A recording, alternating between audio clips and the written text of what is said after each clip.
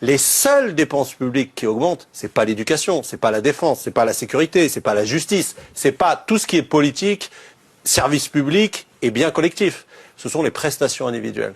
Et dans les prestations individuelles, c'est notamment les retraites, les remboursements de médicaments et les dépenses de solidarité, chômage, RSA. Et donc, c'est vraiment cette logique que j'évoquais tout à l'heure, en 50 ans, où Pompidou dirait on est basculé de la nation à la société. C'est-à-dire on était un pays dans lequel le collectif comptait plus que l'individuel.